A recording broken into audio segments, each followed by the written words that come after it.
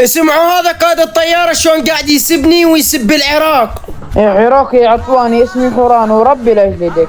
ولك تسبني وتقول لي عطوني ورب الكعبة اللي ربيك. طبعا تحياتي المتابعين السوريين، هذا ما يمثل سوريا، يمثل نفسه. فحبايب قلبي حتى هذا ابو الغراب اجلد لكم. حبايب القلب لا تنسون اهم شيء اللايك والمتابعه، اهم شيء تضغط اشتراك وتحط لايك. الاشتراكات واللايكات يرفعون المقطع حتى يشوفه ويصير له عبره. فحط لايك واشترك اذا انت من صدق تحب العراق، وكتبوا لي بالتعليقات من اي بلد شفتوا هذا الفيديو او من اي محافظه حتى اشوف اكثر ناس متابعتني منين.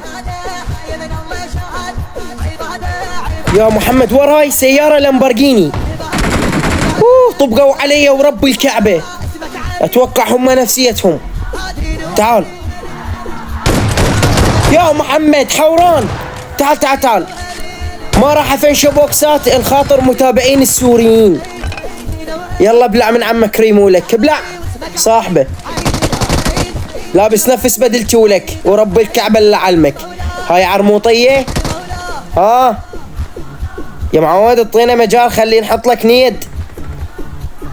يلا تعال تعال تعال تعال كلها. لا هذا شلون؟